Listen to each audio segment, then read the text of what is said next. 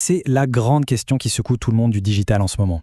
Est-ce que le règne de Google, qui dure depuis plus de 20 ans, est vraiment sur le point de s'effondrer? C'est une idée assez folle quand on y pense. Parce qu'il y a de nouveaux acteurs qui arrivent et qui bousculent complètement les codes. On parle de Perplexity AI, de ChatGPT Search, des noms qui font trembler le géant de la recherche. Alors, est-ce que l'IA va vraiment remplacer Google? C'est ce qu'on va voir ensemble. Allez, on plonge dedans. Ok, alors voilà le plan pour cette analyse. D'abord, on va regarder cette fameuse révolution de l'IA. Ensuite, on fera un petit retour à la réalité avec la domination de Google. On verra aussi ce que ça change concrètement dans l'expérience de recherche. Puis, on s'attaquera au gros point faible de l'IA, son talon d'Achille. Et enfin, on essayera de voir à quoi ressemble le futur. Un futur qui sera probablement hybride. Première partie donc, la révolution de la recherche par l'IA. On va parler de l'arrivée de ces nouveaux challengers. Et ce qui est absolument fou, c'est la vitesse à laquelle ça se passe. Regardez ces chiffres. Perplexity AI, par exemple, c'est 40% de croissance par mois. Et ChatGPT Search, qui était lancé fin 2023, a déjà dépassé les 100 millions d'utilisateurs actifs. C'est juste fulgurant. L'adoption est massive et ultra rapide. Et attention, ce n'est pas juste une petite mode passagère. Des cabinets d'analyse très sérieux comme Gartner nous disent que d'ici 2026, un quart de toutes les recherches se fera en dehors des moteurs traditionnels. C'est un changement de fond. On le voit déjà en fait, chez les plus jeunes, 2/3 d'entre eux utilisent TikTok comme moteur de recherche. Les habitudes sont vraiment en train de basculer. Bon, tout ça c'est très excitant, mais il est temps de faire un petit retour sur Terre. Parlons maintenant du trône a priori inébranlable de Google. 90%. Ce chiffre, c'est la part de marché mondiale de Google.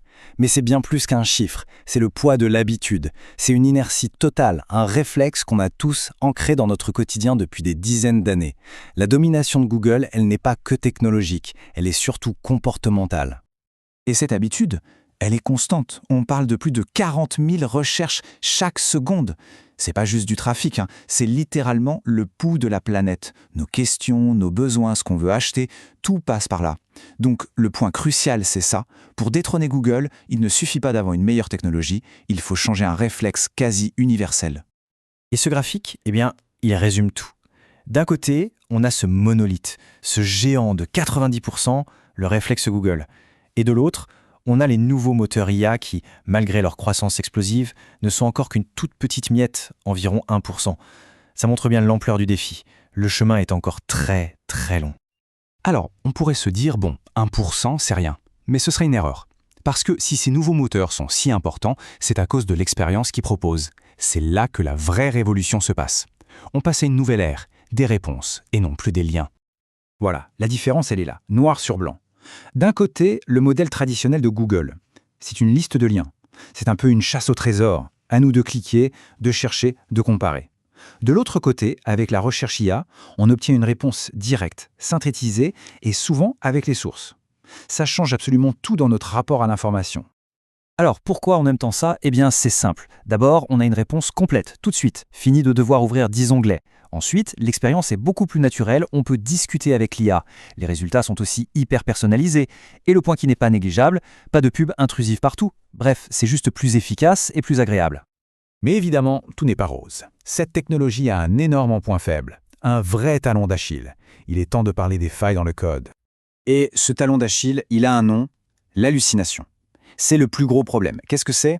C'est quand l'IA invente complètement une information, une fausse info, mais la présente comme si c'était un fait avéré, avec une confiance absolue. Et c'est ça qui est hyper dangereux. Voilà, c'est exactement ça, des informations fausses, mais formulées avec assurance. C'est le cœur du problème. Comment faire confiance à un outil qui peut mentir avec un tel aplomb? Et le pire, c'est que même en rendant les IA plus puissantes, ce problème ne disparaît pas. Parfois même, il s'aggrave, les erreurs deviennent plus subtiles, plus difficiles à repérer. Évidemment, Google ne reste pas les bras croisés. Ils contre-attaquent. Comment? En intégrant eux-mêmes l'IA dans leurs résultats, avec ce qu'ils appellent les AI Overviews. Ce sont des résumés générés directement en haut de la page, mais c'est une conséquence énorme. Le trafic vers les sites web chute de 20 à 25%. Google est en train de manger ses propres résultats. C'est un vrai dilemme pour eux. Alors, où est-ce que tout ça nous mène? Eh bien, on arrive à la conclusion que l'avenir sera probablement hybride. On ne va pas assister à un remplacement pur et simple, mais plutôt à une coexistence. Et ça, c'est une conséquence très concrète pour tous les créateurs de contenu et les entreprises. Les règles du jeu changent. On connaissait le SEO, l'optimisation pour les moteurs de recherche. Maintenant, il faut apprendre le GEO, l'optimisation pour les moteurs de génération. L'objectif n'est plus d'être le premier lien sur lequel on clique, mais d'être la source citée dans la réponse de l'IA. C'est un changement de paradigme complet. On se dirige donc vers un monde où on utilisera le bon outil pour la bonne tâche. Google va sans doute rester le champion pour tout ce qui est shopping, recherche d'images, de vidéos ou quand on a besoin d'une fiabilité maximale. Perplexity AI, ça sera parfait pour obtenir des résumés rapides et bien sourcés. Et ChatGPT Search, ce sera l'outil idéal pour des questions plus créatives, plus complexes. Finalement, la vraie question, ce n'est peut-être pas de savoir qui va gagner cette guerre, Google ou l'IA. Non, la vraie question, c'est de savoir comment nous, on va s'adapter. On est face à une transformation profonde de notre accès à l'information et tout l'enjeu est de réapprendre à naviguer dans ce nouveau paysage.